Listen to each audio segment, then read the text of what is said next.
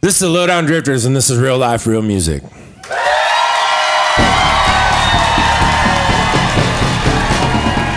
Real life, real music radio with your host, Kyle Hutton.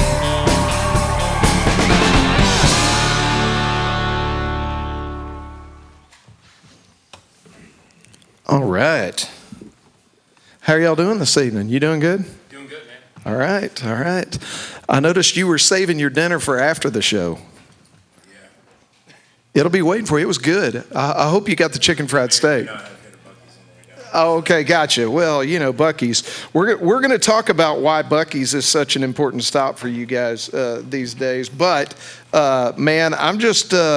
I'm glad that you guys are here. I've enjoyed, first off, I've enjoyed the singles that stations like 99.7 KVST in Conroe, or I live up near College Station now, so Maverick 100.9 is always spinning y'all's records. And so I've really enjoyed that. But just like I told the audience, really for me, I don't know, the coolest thing as a fan is stripping it back down to closer to what it was when it was first written. And that's always a lot of fun for me, and I look forward to getting to do that with you guys tonight and hear some of the stories behind the songs. Yeah, it's always fun, man. Yeah. Well, I'm going to lead you around with a bunch of questions tonight, but before I do that, why don't y'all just pick one that you want to kick us off with? No worries. I didn't have any idea what we're getting into, but I'm excited.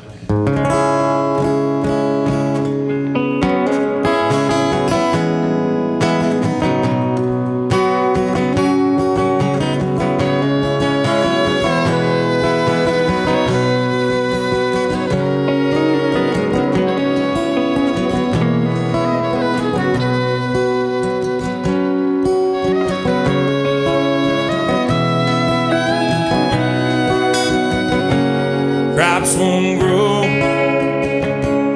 anymore. Hasn't rained in a year or so. Babies were hungry and so she. That was the only thing driving me. I lost my head. Told everybody lay down, don't you try to run. Put the money in the bag, give me all you have, and I promise someday I'll pay you back.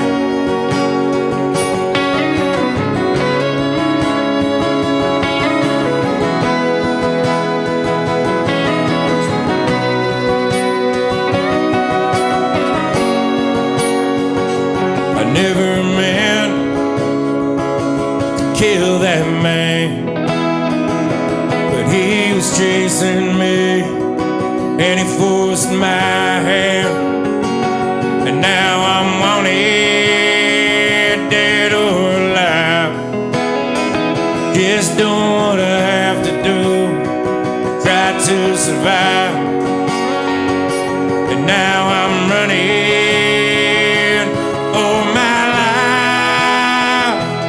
Trying to get the money home to my kids and wife before they catch me, and it's my destiny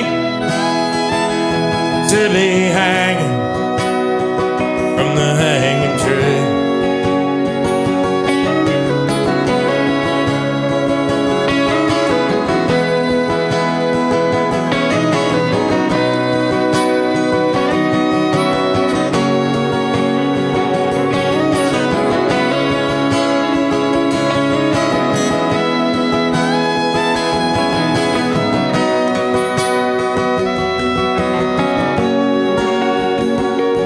Any last words? What he said as he dropped that news over my head. Scream, baby, I love you, and the kids I'm so sorry for what I did. She hit her knees, started begging please. He slapped the horse and I fell, I couldn't breathe. Eternal darkness closing in on me. A wanted man hanging from the hanging tree. Was he in the bed?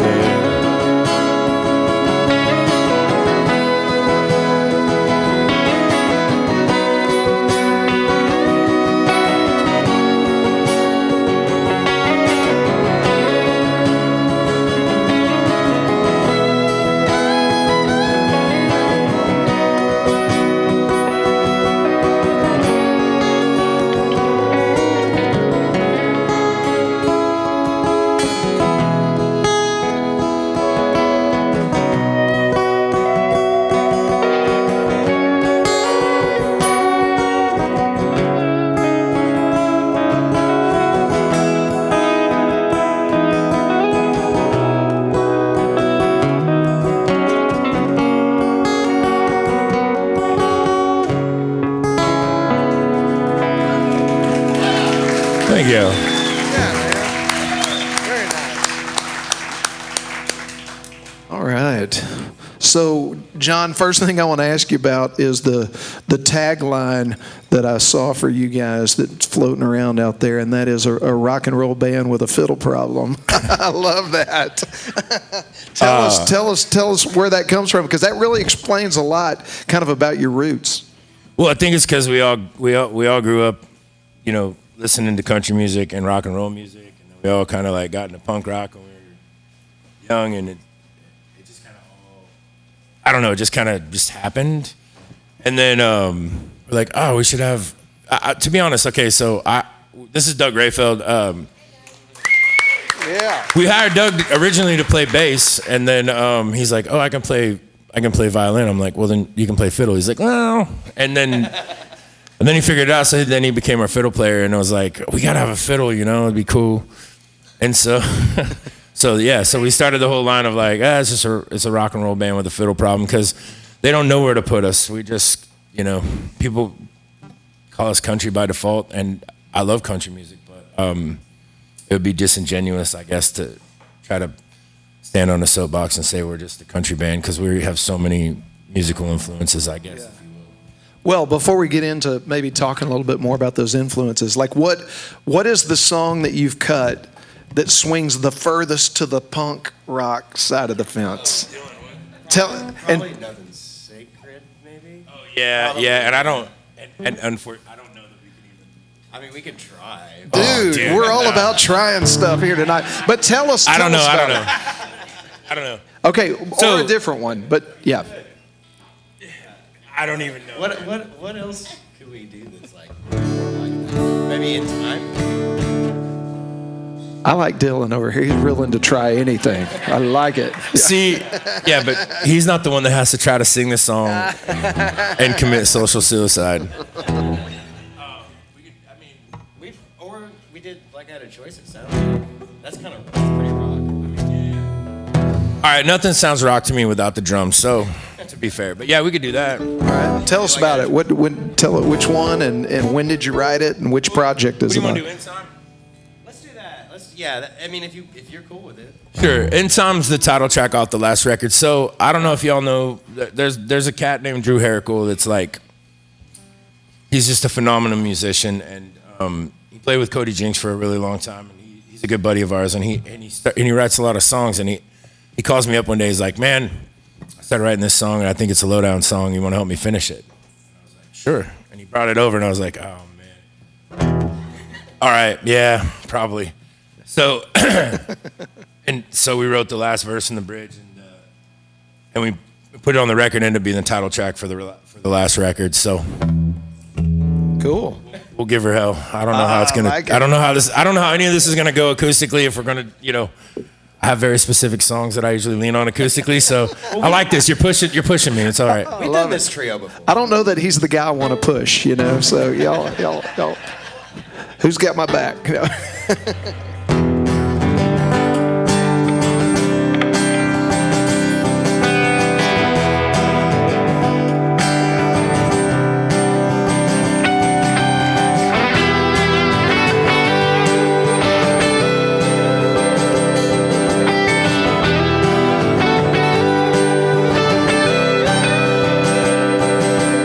Coffee's hot as like a deadbolt, you know I gotta use some force.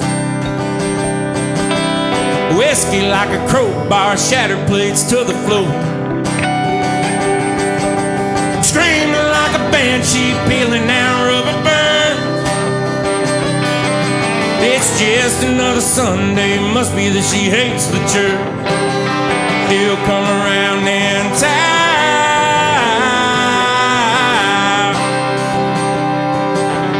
I hope she comes around in time. Well, bank account is leaking like the roof pouring to the floor. Needs a couple shingles, hoping not the floorboard. Well, just my luck, it might ride away like a broken drink. Never seems to answer, but this house, it's crying out, yes, it sings. It'll get fixed in time.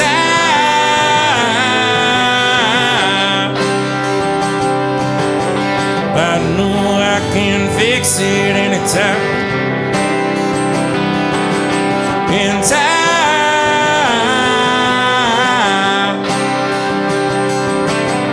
I hope I can fix it in time.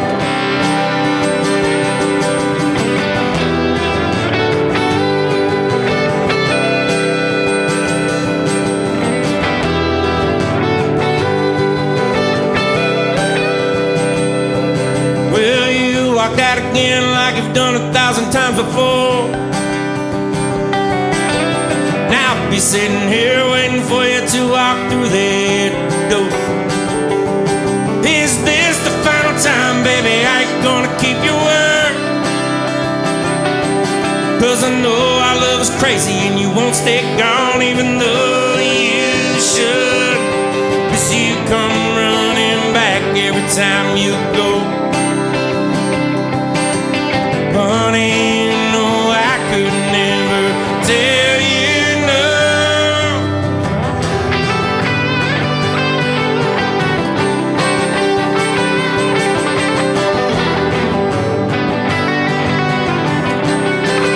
She'll come around in time,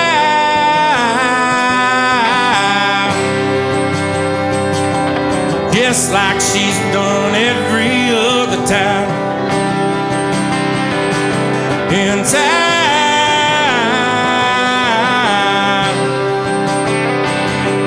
I hope she comes around in time. In time,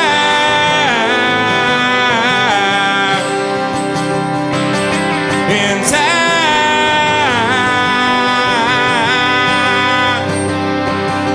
in time.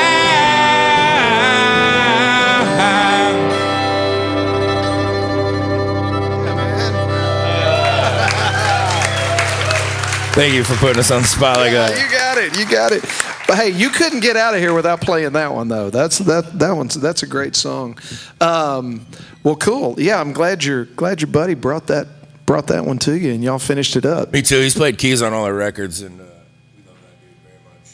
So, if you had to put two influences on the opposite end of the spectrum, the most country and the most rock, who would those be? Well, I don't know if it'd be the most rock, but I think if I had to, growing up, I tell people all the time, I grew up on the Ramones and Johnny Cash. Very cool. So, yeah. I mean, yeah, that is very much where it all started for me. And then, everything in between the Clash, you name it, like Porter Wagner, my grandpa wrote country music for years and years, real country music, and Frizzell, like all the old stuff. Yeah. And then all the new stuff, and then I got into punk rock music and hardcore music. It's just been my playlist would make people's head explode. You should put that out there on Spotify or whatever. We could all just go tap in, right? Yeah, for sure. That's very cool. Okay, you want to officially introduce both of these guys and how long they've been playing with you? Dylan's been with me almost a decade. That's Dylan Welsh over there. He is my right hand. He does producing and engineering, and he helps me work out songs. He's been with me a long time. Been very loyal. Doug's been with me 5 years. Doug Reupload plays fiddle. He's playing bass currently. Raina Raina's doing her own thing right now. If any of y'all have seen us before, you know Raina usually plays bass for us and sings, and she's brought some good songs and stuff. So we're all still great friends, just in case there's some rumor mill going around. We're all still really close. I talk to Raina at least 3 times a week, but she's pushing her own record, and so Doug stepped in and been playing bass, and so I thought it would be very disingenuous to just go try to find another girl bass player to replace Raina, because you don't replace Raina Wallace. So Doug has been playing bass and been doing a fiddle break in the middle of our sets, and it seems to be going okay. And she's been coming back and playing some shows, so we've been getting by. If you haven't heard the new That's Raina all you can do Wallace in this record, line by of the work. way, it's incredible. You got to go check her record out. Oh yeah, by the way, yes, absolutely. And okay, and how long? Because you guys played together before Lowdown Drifters, right? Well, not technically.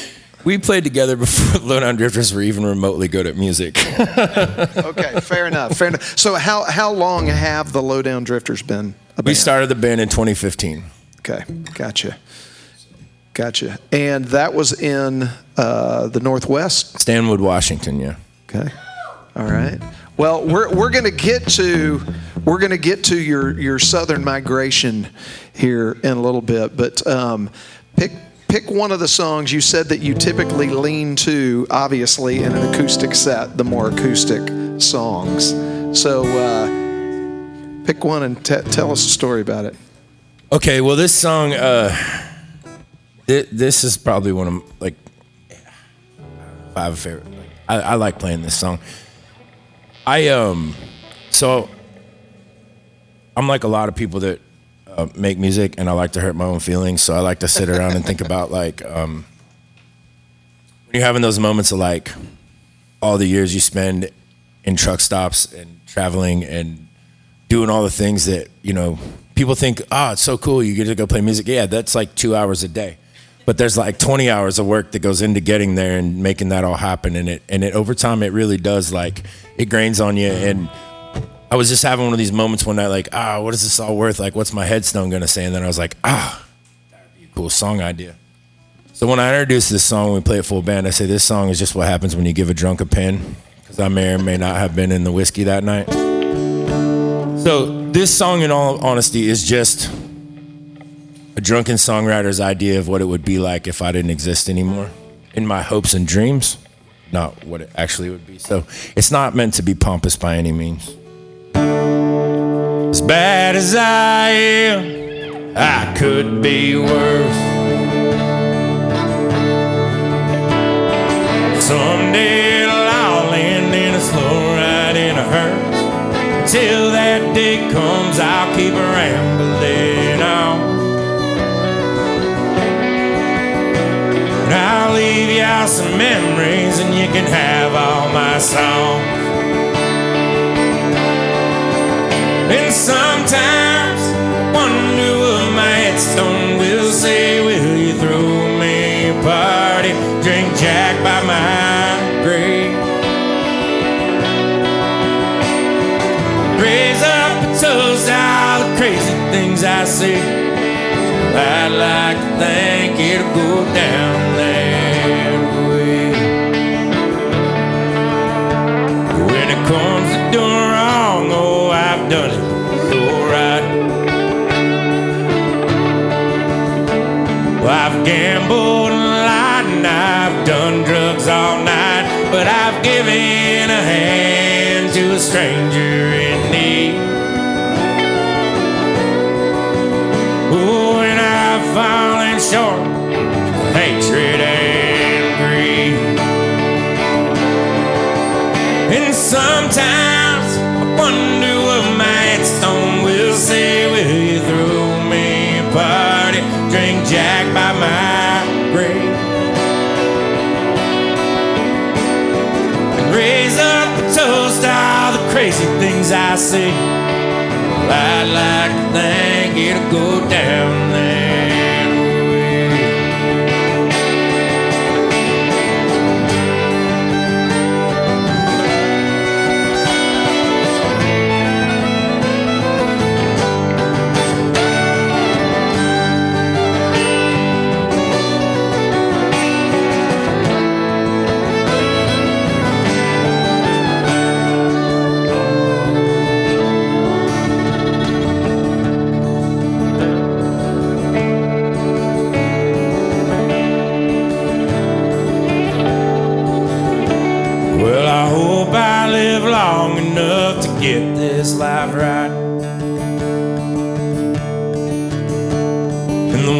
that I love, knowing my own way I've tried. But just in case I peace out tonight, let's break out the whiskey and do it upright. And sometimes wonder what my headstone will say. Will you throw me a party, drink Jack by my grave, and raise up a toast to all the songs that we made? Well, I'd like to think it'll go down that way. Well, I guess until then I'll keep digging my grave. There you go. Very nice. All right, so you guys kick off as Lowdown Drifters in 2015, and then in 2019 you put out your first full-length record. So were you guys cutting your teeth in the bars in the Northwest up in Washington and writing songs during that time period before that first record? Yeah, I'd always been writing songs, and I was writing pretty prolifically back then. Yeah, it was 2018, 2019, and when you first start as a band, you don't get to do your own songs as much because people, they hate you if you do that.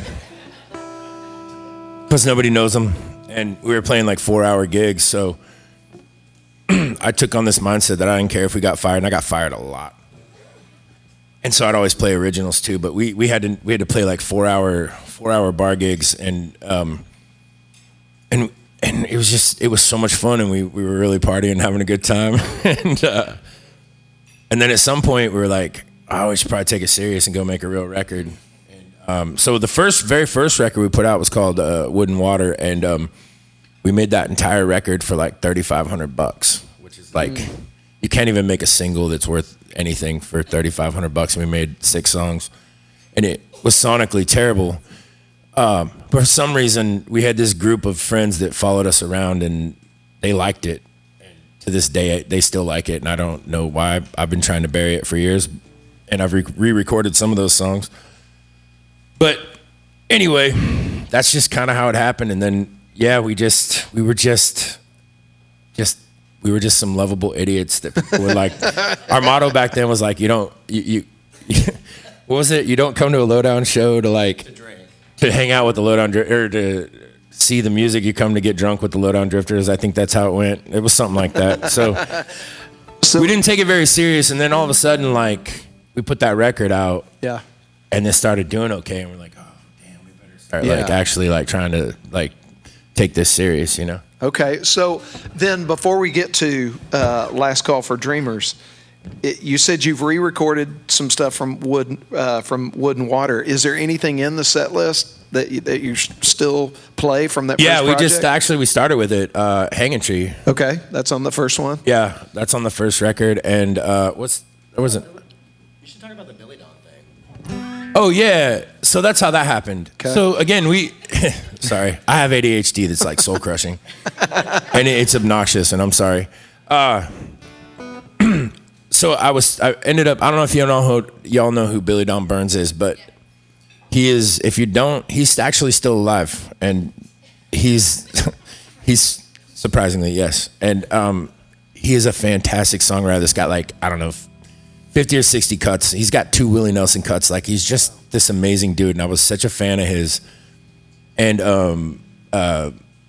somehow we kind of like, we got to meet him, and we played some shows with him, and he ended up at our house showing us his new record, and it was just this whole like fever dream moment. And I played him that song. He's like, that's a really good song. And I was like, oh, damn, Burns just said that's a good song. Like, I didn't know what to do about it. So I was like, yeah, I want to re-record it, because when we recorded it again, it was not very good. And he's like, well, I'd sing on it. And I was like, you would? And he was like, yeah. So immediately, like, I called our producer, Tim Allen, who did a bunch of stuff for us, and he's a fantastic human and a very great producer. And And I just booked studio time. I'm like, Billy Don, we're going to go do this. And he's like, okay. That was the spark you needed. Yeah, and so that's how that song got re-recorded properly with Tim. Very cool. Well, is there anything else from that project, Wood and Water, that you still play every night? Oh, yeah. Yeah, Bridges to Burn. We re-recorded that one too. Yeah, let's hear it. Play it? All right, Yeah. well, all right. Man, I have no idea what I'm doing, I so. like that. It's been a while.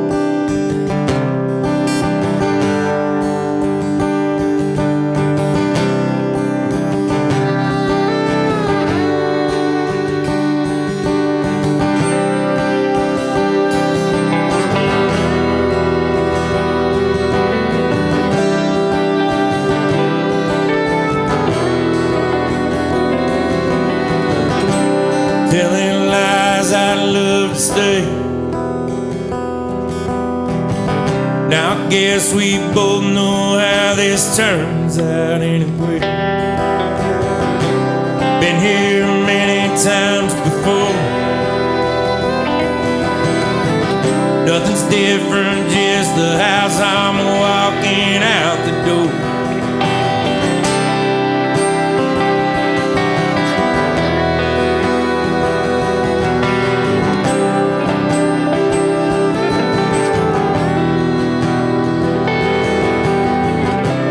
Held on longer than I should.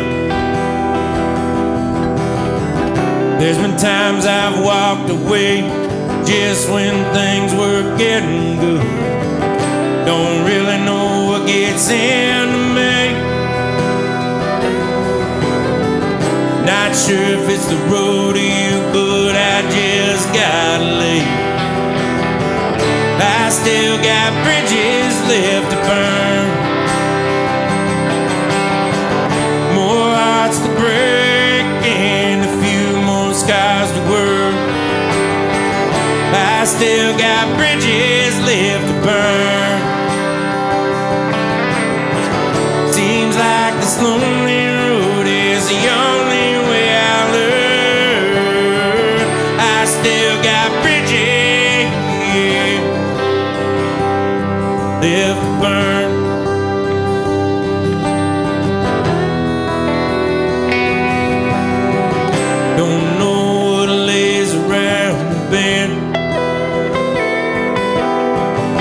So I flicked the headlights on and leaned on the gas again. That rear view fell off miles ago. Just said good riddance, 'cause I never could stand to watch you go. I still got bridges left to burn. More hearts to break and a few more scars to work. I still got bridges left to burn. Seems like this lonely road is the only way I'll learn.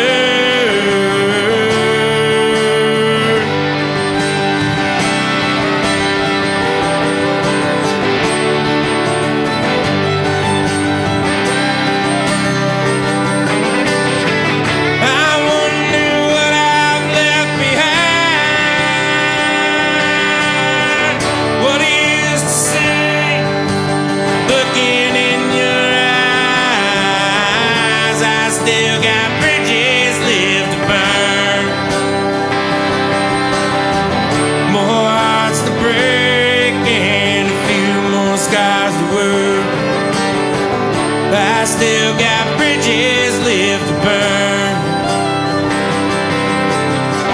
Seems like this lonely road is the only way I'll learn. I still got bridges left to burn.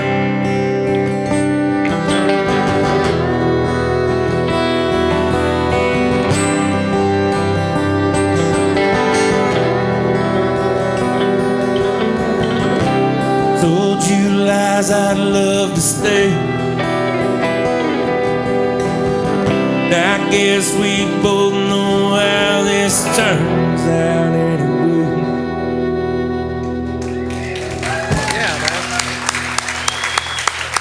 Not expecting to play that. No, we probably haven't played that in a year. Sorry, man. Well, what else do you not usually play? Let's go right to that one. Softball, man. Yeah. So let's talk about Last Call for Dreamers. So just to start the conversation about that record, just pick one off of there that you want to play. There's the softball. You just play whatever you want to play off that record. Okay, yeah, let's do it. That's a great entree into the conversation. This song was an accident. We cut this record with a producer out of Nashville called Malcolm Springwood. We actually were still in Washington State at the time, and we flew him up because at the time we had this idea that we were going to make all our music, where we're from, and do all that. So we had 12 songs for the record, and we were all done, and we were doing pre-pro or post. We were just about ready to be done.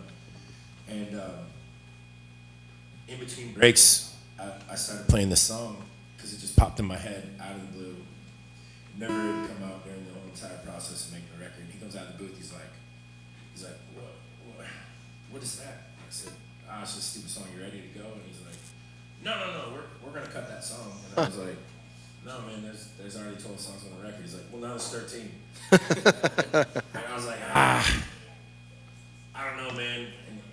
Anyway, he's like, just get in the booth and go cut it. And so we did, and I'm glad we did, because it ended up being the most popular song we ever wrote. Yes, that's how that stuff works. And because it's been so good to us, and it's gotten a lot of traction, like, I don't know even who this song is. It's not about anybody. I don't know who it's about. I don't know, maybe it's about like 5 people. Yeah. Anyway.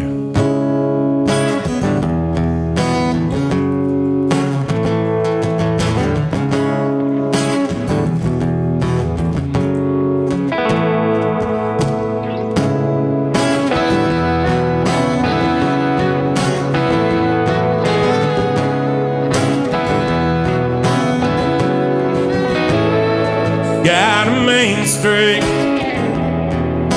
at least a mile long. Got a smile,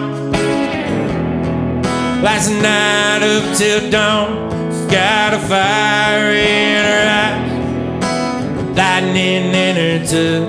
Saying you can't leave her alone. She holds her on with the boys down at the bar. She likes to go fast. She won't let you go too far. If you try to push too hard, you might end up with more than you bargained for.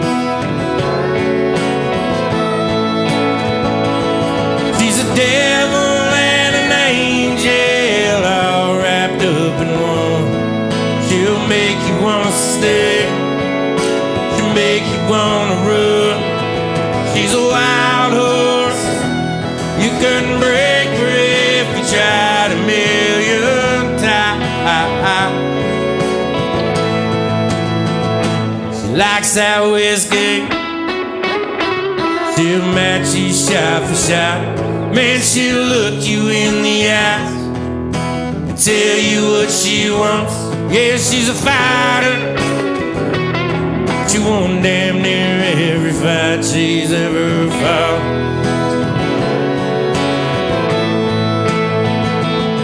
And she's cold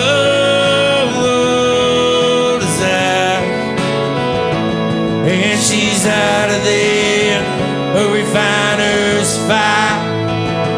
But you know, you might be surprised if you knew about those secrets that she hides.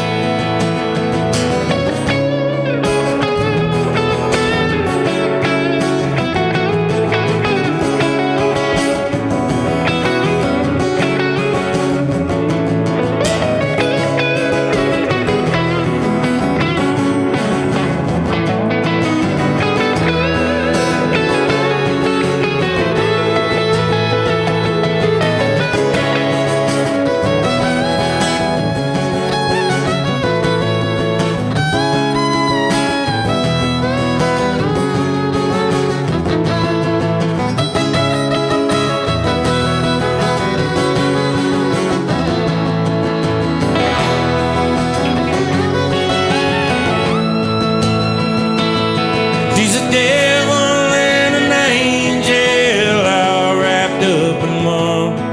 She'll make you wanna sit, she'll make you wanna run. She's a wild horse, you couldn't break her if you tried a million times. Yeah, don't get burned by the fire in her eyes. Still will know about those secrets that she has. Yeah, don't get burned by the fire in her eyes. Still will know about those secrets that she has. Yeah, don't get burned. Don't get burned. Don't get burned by the fire in her eyes.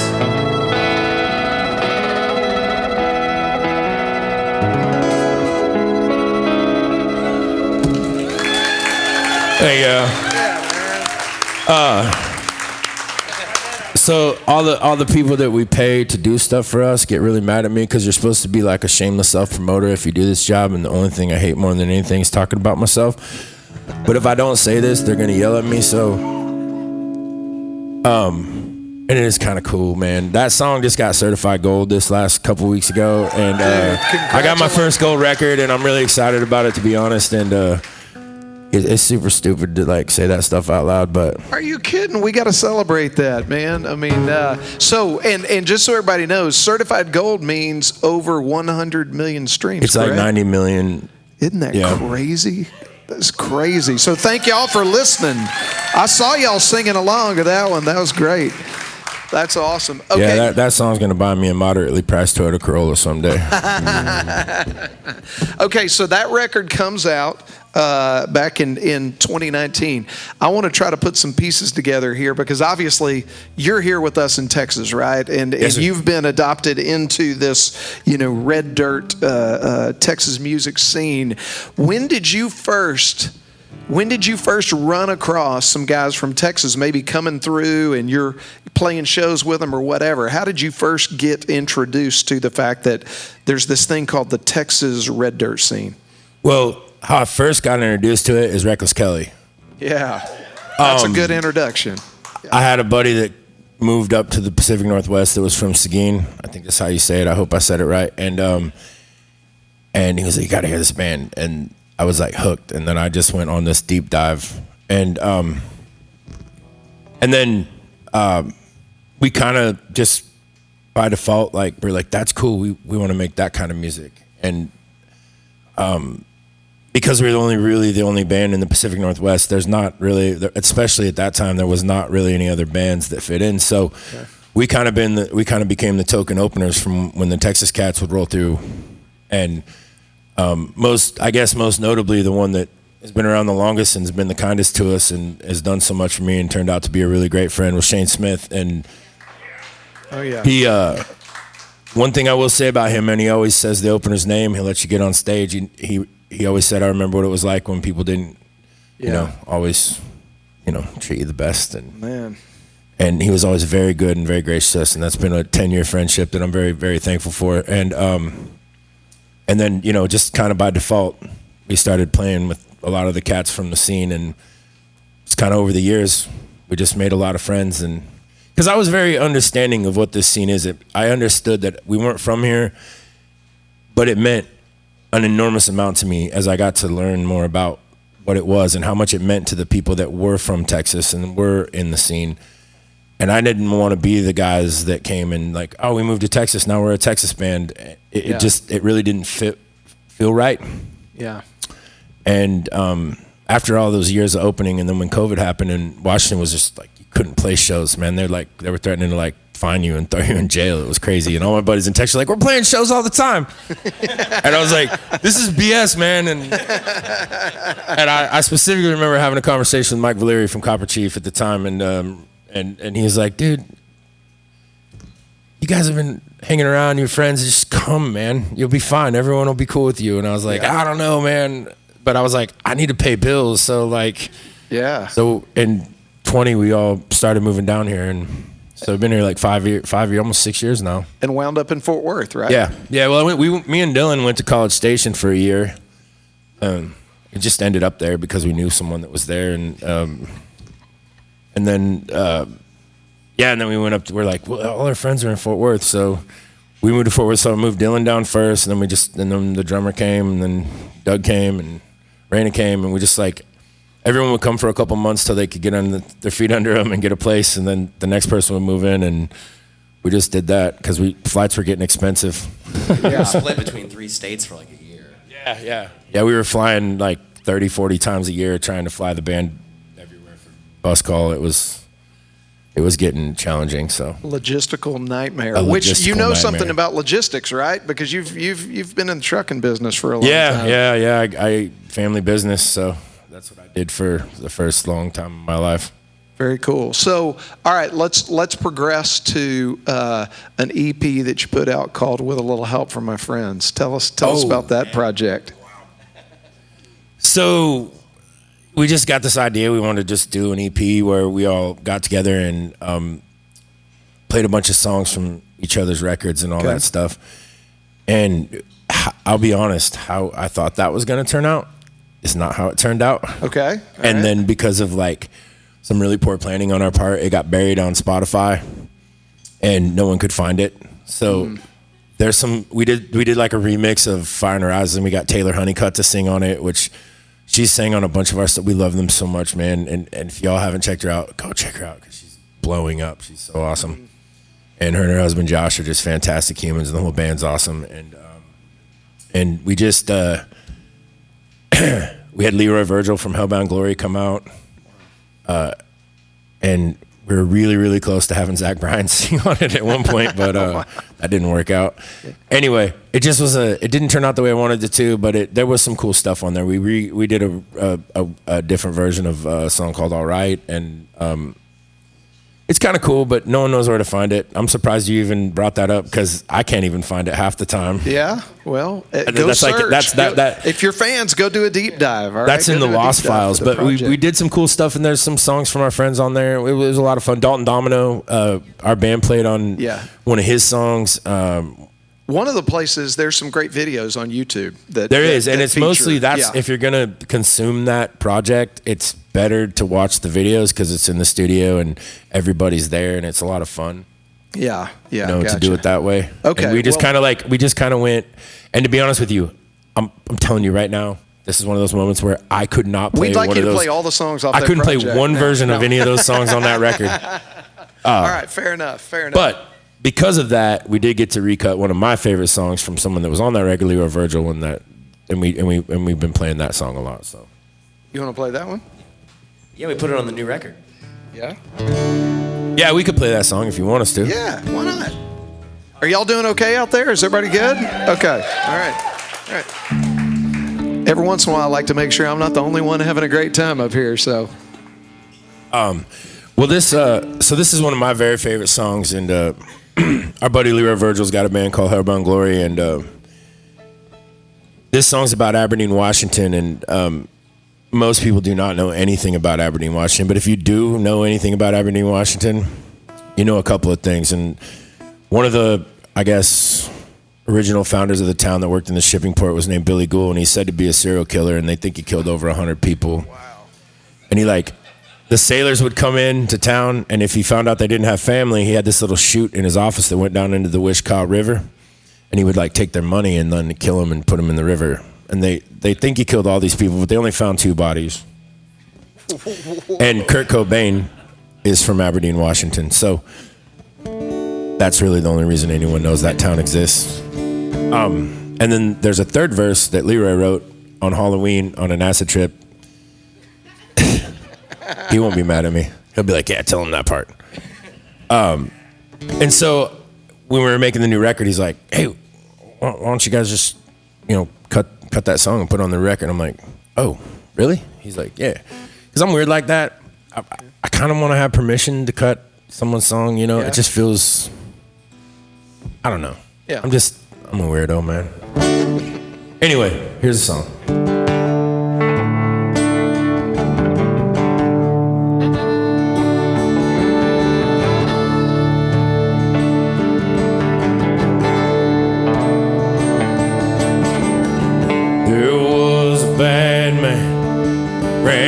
ship in town.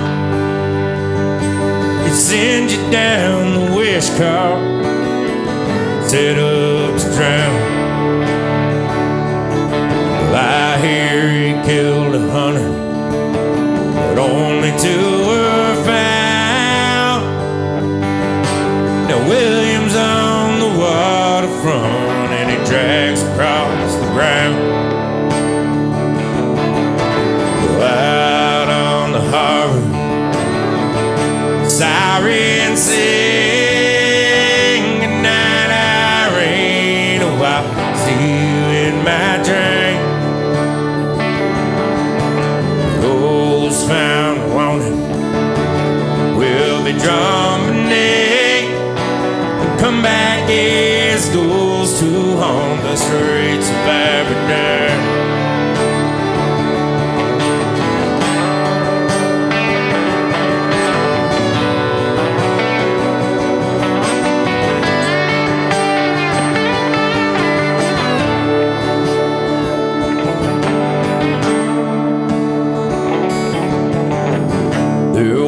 Singer stole the siren song.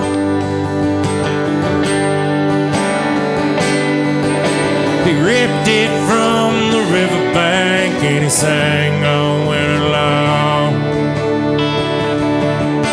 The water don't forgive you once you've done her wrong.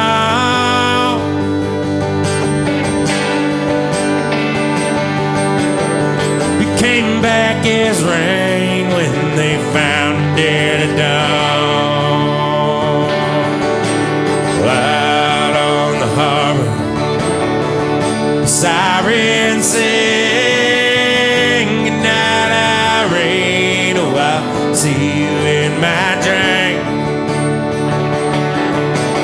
Those found wanted will be drawn beneath. Come back as ghouls to haunt the streets of Aberdeen.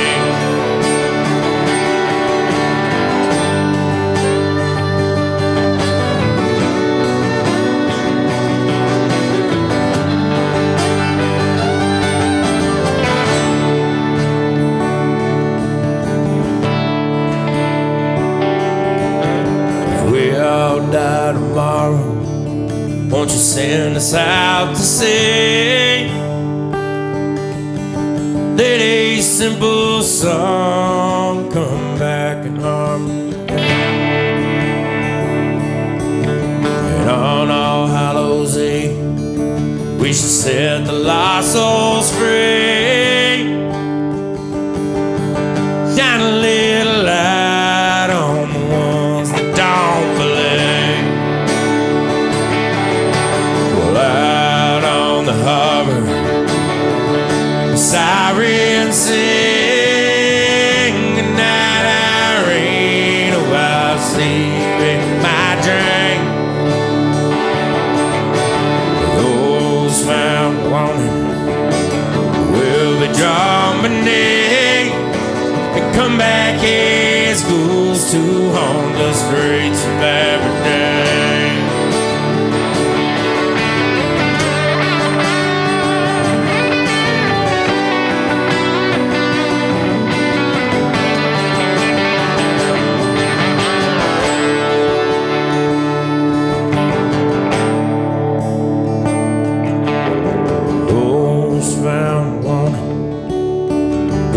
Germany, come back as ghouls to haunt the streets.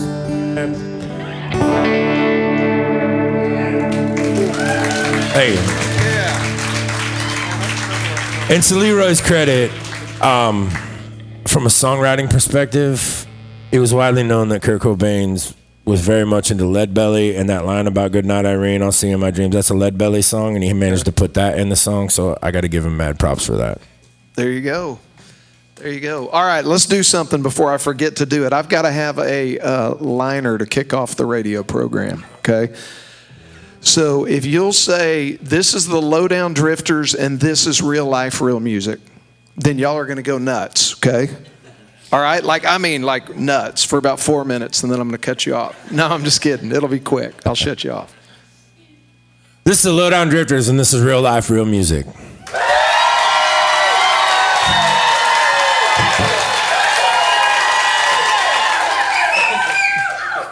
Damn. That was good. All right. That was good. Okay, we got that out of the way. I'm gonna bring you out for a hype man. I like it. I can do it, man. I'm game. So, as you can imagine, unfortunately, when I get to sit down with musicians on this show that have been putting out records, there's always the COVID record. You know what I'm saying? I mean, you know what I'm saying?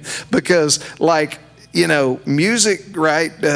We write these songs and we record these songs, and then you have no idea that a global pandemic's about to hit and really change the plans for everything. And man, it's amazing how many people that I've had the opportunity to sit up here with that just have similar stories of being ready to put new stuff out into the world, and for some, there were certain things that worked, and then for others, you're ready to go tour a new record and start making money the way you make money, which is ticket sales predominantly and merch, and you can't go do it. And then we're 2 or 3 years later, and then do you go back and try to hit that same record again? For most people, it was kind of like, man, you made the art, it did what it did, and now it's on to the next thing. How did that work out for you guys? Well, our COVID experience is much different than I think some people's, but all right. So remember when I said the part about we had to start taking it serious? So in 2019, we're like, we're going to take it serious. So we had a whole year of shows booked. We were like, it was awesome. We were like, we had team, we had all of it. And we're like, we're finally going to be grown-ups. Which obviously we all know that didn't come to fruition. However, so I drunk drive a lot when I talk. I'm sorry. So in 2019, December, I had COVID. I didn't know it was COVID at the time. I found out later. And so we went in the studio in January to start cutting a new record at Modern Electric with Tim Allen producing, and we got 6 songs done, and they were done. They were in the can. And I remember getting on the plane to go home, and it was like the whole world changed, right? I'm like, wow, man, this is wild. I didn't, because I was in the studio, I was missed that whole week of what was going on in the world. We're just in the studio. Yeah. And we got home, and the next day in Washington State, they shut the state down. They're like, you can't do anything. And we're like, well, shit, can't. We're like, we can't do nothing with these songs. We got these songs, we can't finish it because we're going to put 12 songs on the record. So we're like, well, let's just release them as singles every 6 weeks. And it turned out to really benefit us because everyone was home consuming music, and we had new music, and it really helped us a lot. So we lost all the touring, but we gained a bunch of listeners, And so, I joke all the time, it wasn't so bad for us because we were still kind of sneaking around playing shows, and flights were cheap, and no one sat in the middle seat. And if you're big like me, that's really cool. And you can fly the whole band for $300. It was great. Yeah. But I mean, I'm kidding halfway, but that's kind of how it worked for us. Honestly, it was this weird, it killed us, but it helped us. You know what I mean? I don't know how to explain that, but we did get those songs out and people listened to them. So that's always a good thing when you're a band, right? Absolutely. Absolutely. Well, pick another one from that time frame that you want to play for us. Well, all right. This song, so when I wrote this song, we were on tour with a band out of Amarillo called Comanche Moon. And we'd come down to Texas, and we did 13, 14 shows. And then we had a bunch of shows in the Northwest too. Yeah, it was probably about a good month and a half we were out. It was about a month and a half. So we did this trade-off, right? We brought them up to the Northwest, and we headlined those shows, and they brought us down here to Texas, and they headlined those shows. But we finished the run in the Northwest, and we thought it would be a good idea to do shows at night and radio promo in the morning, which meant we were playing till 2 or 3 in the morning. and then driving 3 or 4 or 5 hours to get to a radio station to be on the air at like 7, 8 o'clock in the morning. So after a month and a half of that, we had, used up all our Adderall prescriptions and everything else we could get our hands on. And I remember we were at K102 in Coeur d'Alene, Idaho. It was me and Dylan up there playing, and Derek, the DJ, he was very long-winded and he liked to talk a lot. And and I remember playing Fire in Her Eyes on the air, and I was like, my heart started acting all weird, and I was like feeling really sick, and I'm like, just kept talking. I'm like, hey man, at the break, I'm like, I gotta get out of here. He's like, oh yeah, and he keeps talking, and finally I go, I gotta go. So I'm walking out and throwing my guitar in the case, and I go, Dylan, you gotta take me to the hospital, man. I think I'm having a heart attack. Wow. And he's like, what? And I'm like, no, for real. Like, so he takes me to the hospital, and the doctor said I wasn't having a heart attack. I had just been partying too hard and had no electrolytes in my body whatsoever, and I was dehydrated, and so I was having heart palpitations, which caused me to have a massive panic attack as a grown-ass man. And I never really had that before, so I was like, I thought I was dying. But then he gives me this, he's like, okay, when you get back in the bus, make sure you're parked, because I'm going to give you this sedative, and it's going to knock you out. And they gave me an IV with some stuff. And he wasn't lying, but he wouldn't tell me what it was. And I've been trying to figure it out ever since, because it was really cool. And can I say that on there? Yeah. Absolutely. All right, cool. But, so I got home, and I was like, at the time, my kids were still in the house, and I was like, man, just leave me some pizza. And I got home, it was an empty pizza box, and I was like, man, those little bastards didn't leave me no food. Because I finally slept and I felt good, but I was hungry because we hadn't ate any actual food in a month. So I had a Sharpie and a guitar, and I wrote this song on that pizza box.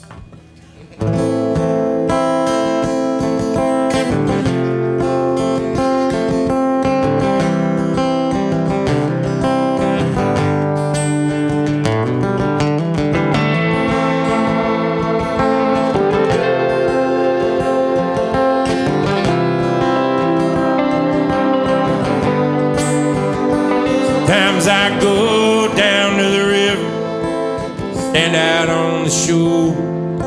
I drink and I smoke, I can't think no more. And then I walk into the water just to see if I can float. Sometimes I wanna die, sometimes I don't, that's alright.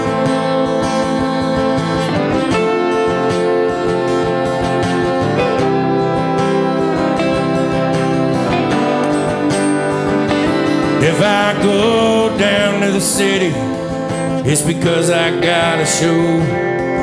That's the only time you'll ever make me wanna go down there. I can't stand all those people that talking fast and walking slow.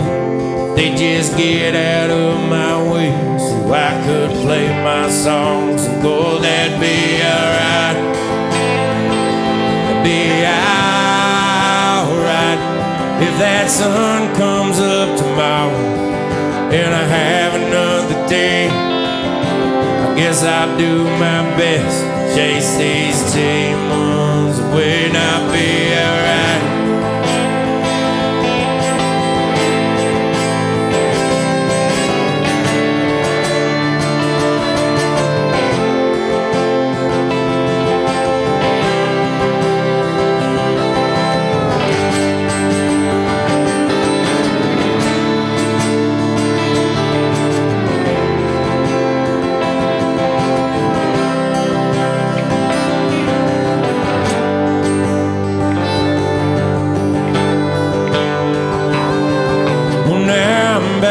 At home, I'm sitting in the dark.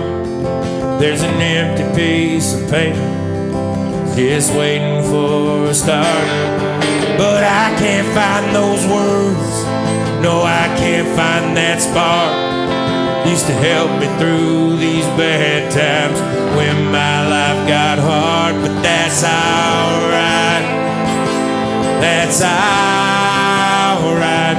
If that sun comes up tomorrow and I have another day, I Guess I'll do my best to chase these demons away and I'll be alright. I'll be alright. Yeah, they'll be alright.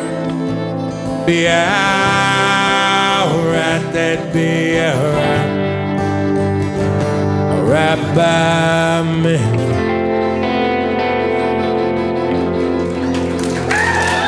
Thank you.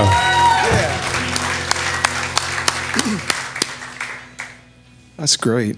All right, so when did you, so you were in the trucking business. When did you write your first song? Well, I started writing songs in high school probably. Okay. What's that Bauman song? You had to write like 200 bad ones before a good one comes your way. It was like that. I wrote a lot of really terrible songs. Yeah. You know, and but I wrote a lot. My granddad wrote, never really got anywhere with it, but he wrote a lot of songs, and it was something that was talked about, and music was very encouraged. My uncle had 7 kids. Okay. I was an only child, but they all had instruments in their hands as kids, and I was just a like an ADHD nightmare.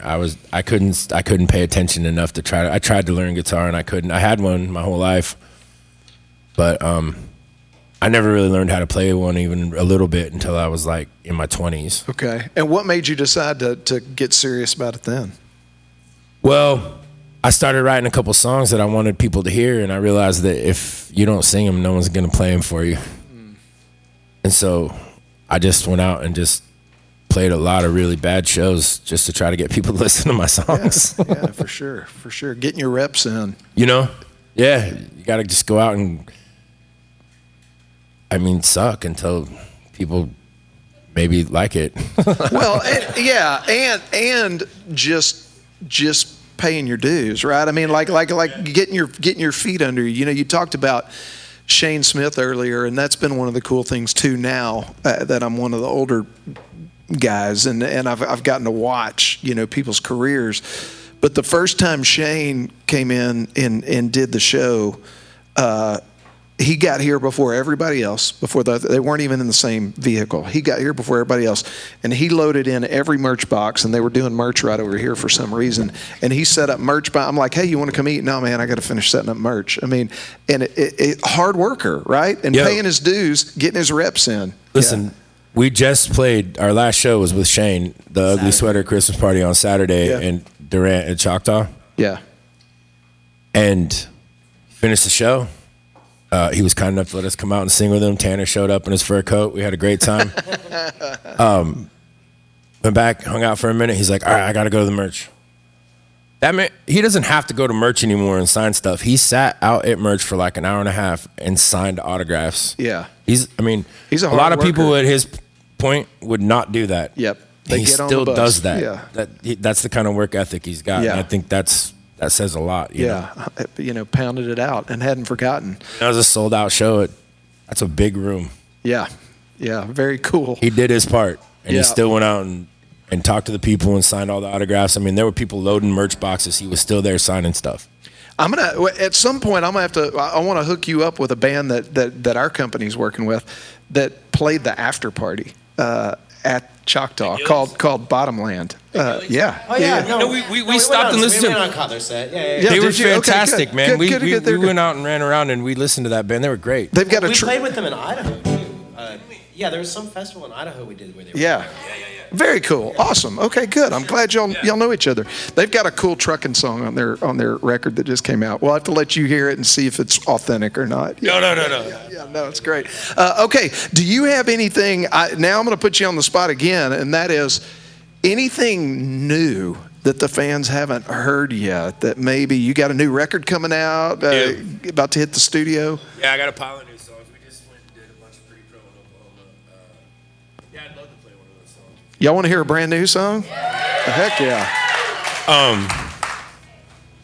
I'm sorry. Sorry. For real.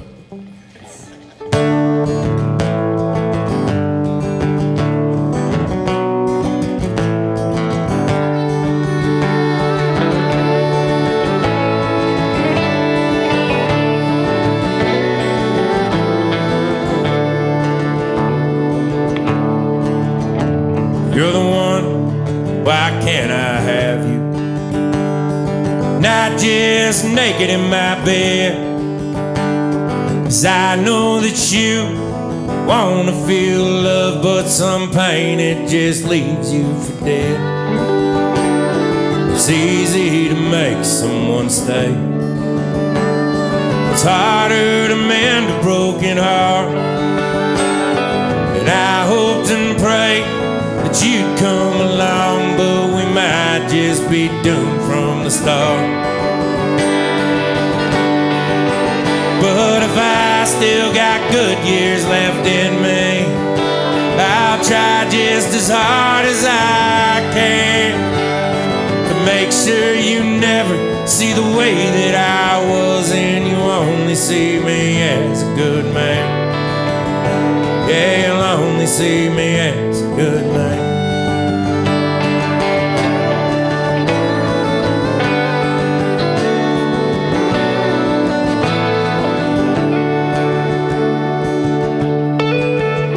Well, I know I'm not living forever. Haven't been that good to myself. Sooner or later, all these years of hard living, well, they'll come for the healthy parts left. If it comes from me like it did my father, well, there won't be any big fanfare. Just a couple of women who hate me real bad, and a handful of folks who still care. Oh, but I won't become a burden. I'll handle it just like I should. I'll get good and drunk with a bottle of pills, and I'll walk myself out in the woods. Yeah, I'll walk myself out in the woods.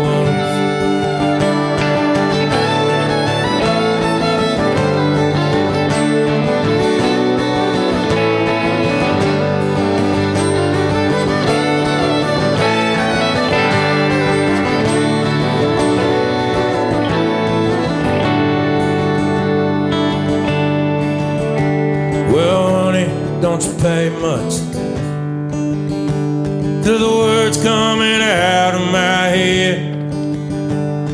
Sometimes you just want to be understood, but some things are better off left unsaid.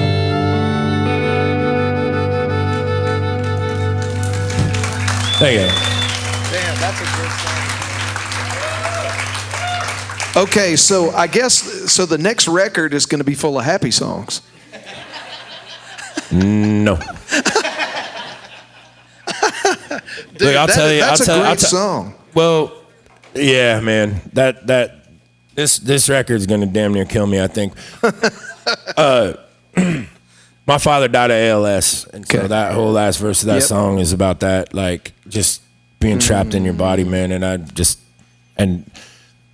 I don't know. It's just, that's where that came from. So it's a heavy ass song. Let me share this with you real quick, just because, I mean, this has never happened before, but this radio that's sitting right here in between us has been at every show for the last 19 years. And this was given to me by my wife's father.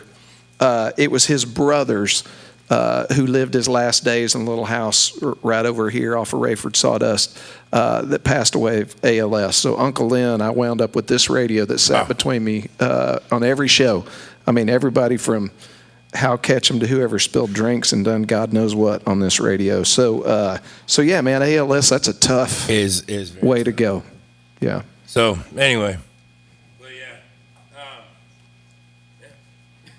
We tried to get away from the sad bastard songs, man, and we did. I was like, maybe that's the problem.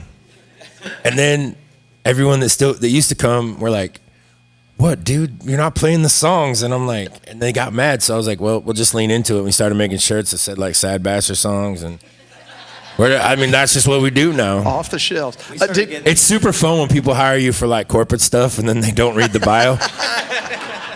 It's a really fun way to ruin parties. Did y'all bring any merch with you tonight? Not tonight. All right. Our bus is broke down in the shop. I flew in today at like 3 a.m, and our awesome band mommy there, Carly, has like been kind enough to drive us around in her car. It's been a whole ass thing, and we barely made this show. And I do not like to miss shows, so we made it, but we did not have room to bring merch. So that's the honest truth, and that's the real talk, and that's not the manager version. That's the real version. Well, we're just glad you guys made it. Yeah, this is amazing. But we do have a website that has merch on it. Yeah, for sure. Now, I know we have a few more songs we need to get to, but I am going to ask you, is there any other new one you can give us a preview of? Yeah? Which one? You know that one.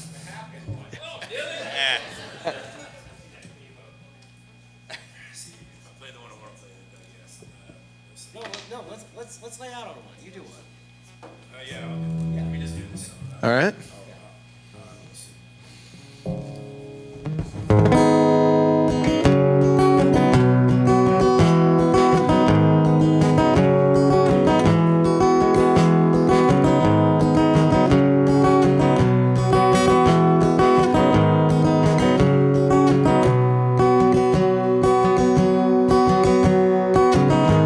Sure love me when you've had a few.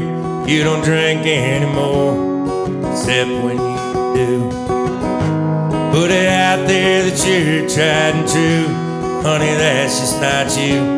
Your heart's feeling. You're the greatest thing I ever wanted. Never had, still feel like I lost it. Mourning someone who's not dead. It's in your head late at night, all alone in your bed, fighting thoughts you're better off dead. I think about you all the time. You tell me you'll always be mine, and I don't know what I'd ever do without you. Hope I don't find out here anytime soon. Hope I don't find out here anytime soon. You say you love me when I'm pushing you away. You've had your say and decide we're okay.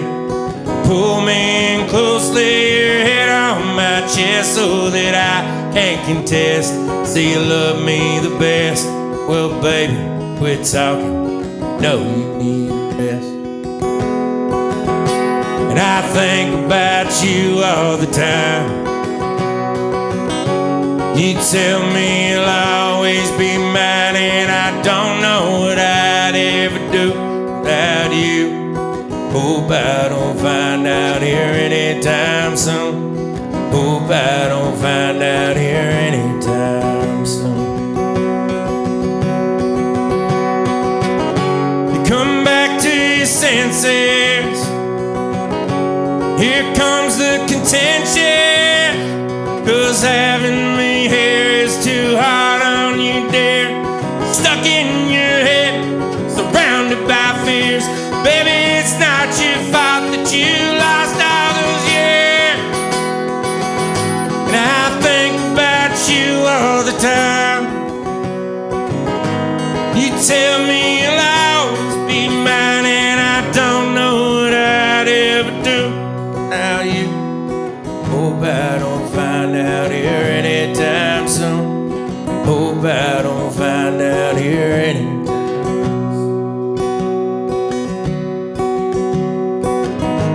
Sure love me when you've had a few. You don't drink anymore, except when you do.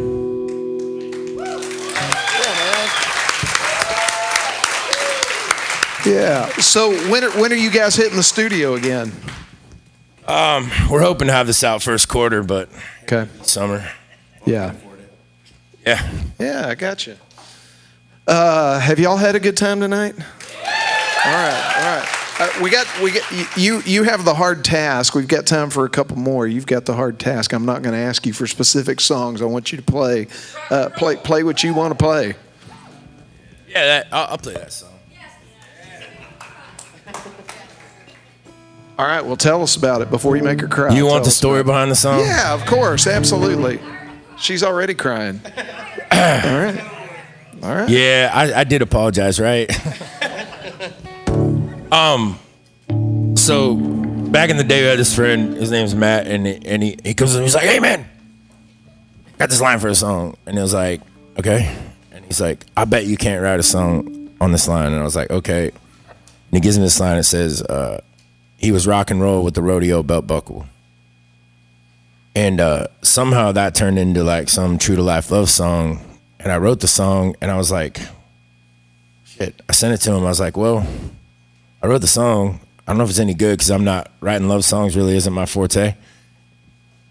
So I sent it to our producer Tim, and I was like, "Hey, I think I wrote a love song." He's like, "You did what?" And I was like, "No, it's okay because it's super real life and it's sad and everyone dies at the end." And he's like, "Oh, okay, well send it to me." That was a real conversation, actually.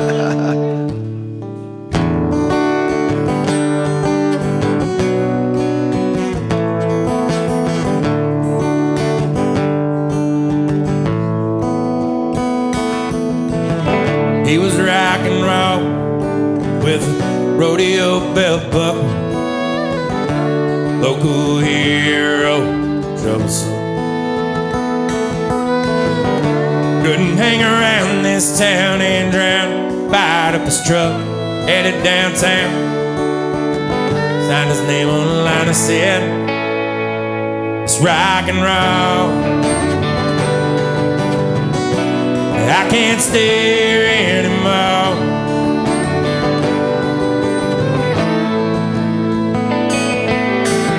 She was a girl from down the street. She'd been in love with him since she was 14. She prayed every day till he came home safe. One night he was driving by. She flagged him down, said, "Let's go for a ride." He said, "You don't wanna be the likes of me." She said, "Let's rock and roll. Maybe I can save your soul. And you don't have to be alone no more.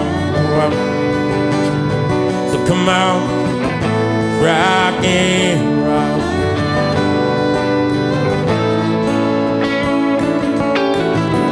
They married young and times were tough, but the love, it would always be enough to get them through the hard times.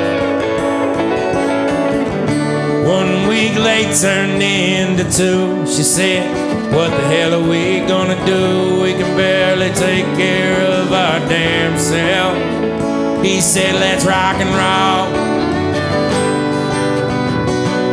This is what we've been waiting for. We don't have to be alone no more.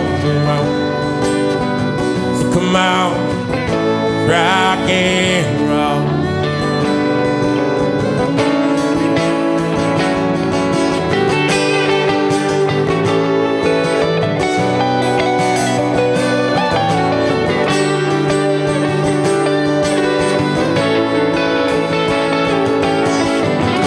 Time flies by and things sure change. They made it through all the joys and the pain. He quit living on the day she passed. Said, "I can't live life without her. It's ashes to ashes and dirt to dirt. Please God, come take me fast. It's rock and roll. I can't stay here anymore. Please take my lonesome soul. Come on, God, let's rock and roll."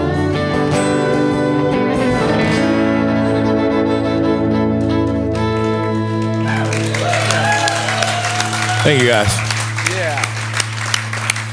Well, man, I know it took a lot for you guys to get here today and add this show to the front of a week that'll be full for you this weekend. Thanks for getting up at 3 o'clock this morning and getting here to the Woodlands to be with us tonight.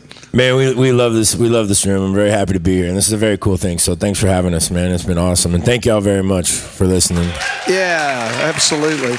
And remember, realliferealmusic.com, you can figure out how to listen to it on the radio and watch the previous unedited versions of the video podcast, as well as be able to see this one in a couple of weeks. So watch on social media, and we'll let you know when it's going to be posted. And thank you guys for being here. And so meet them over at the merch. Oh, wait a minute. They forgot merch. They don't have any merch tonight. So, well, that was maybe just they'll hurtful. just say hello, just go say hi to the guys. No, thank you guys for being here tonight. Do-si-do, thank you as always for being a place where songs that we make up, we can come sing them for people. And y'all come. This is our last Real Life Real Music of this year, so come back and see us next year. We'll have an exciting lineup of folks. And man, I bet you guys will be back in town before we know it. Hope so, man. Yeah. Come see us again. How you going to finish it? You got to finish us off. You got to pick one to end with.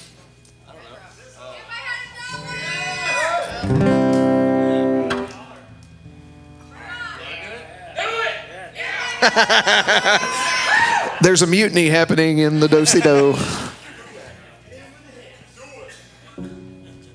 Whichever one they don't play, listen to it on the way home, okay? Yeah, we're all going to be okay. Yeah. All right. What is this? Do you want to start or you want me to start? We play this very differently with the band, so.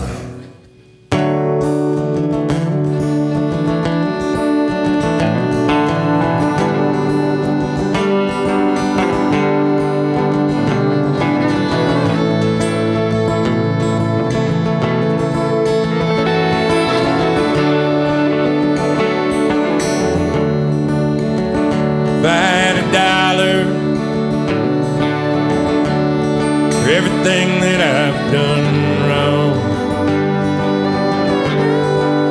I'd have so much money, never write one more sad song, and I could stop wandering like a gypsy waiting all night, trying to find somewhere that I place to blame. 'Cause I could blame it on that bar downtown, and those lights that burn like neon flames, or that beautiful girl out there in Amarillo, if I remembered her name. I can blame it on the whiskey, but in the end, what difference would it make? Tried to blame it on the whiskey, but in the end, no difference did it make. If I had $1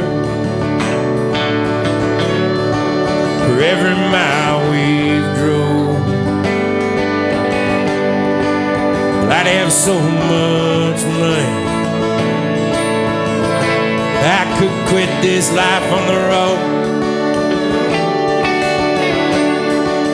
and I could stop trucking on like a drifter waiting all night, trying to find somewhere that I place to blame. 'Cause I could blame it on them motorcycle strippers taking pills and all that good cocaine, or them slot machines out in Vegas, or that damned old Texas Hold'em poker game. I could blame it on the whiskey, but in the end, what difference would it make? Tried to blame it on the whiskey, but in the end, no difference did it make.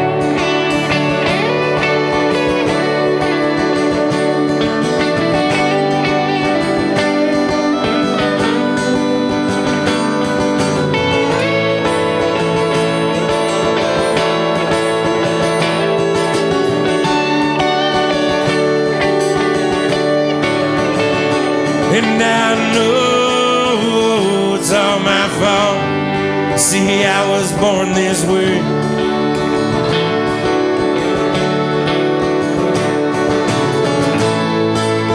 Even if I had somewhere I could place the blame, I tried to blame it on the whiskey, but in the end, what difference did it make? I tried to blame it on the whiskey, but in the end, no difference did it make. There you go. Ladies and gentlemen, the Lowdown Drifters. Thank you guys so much.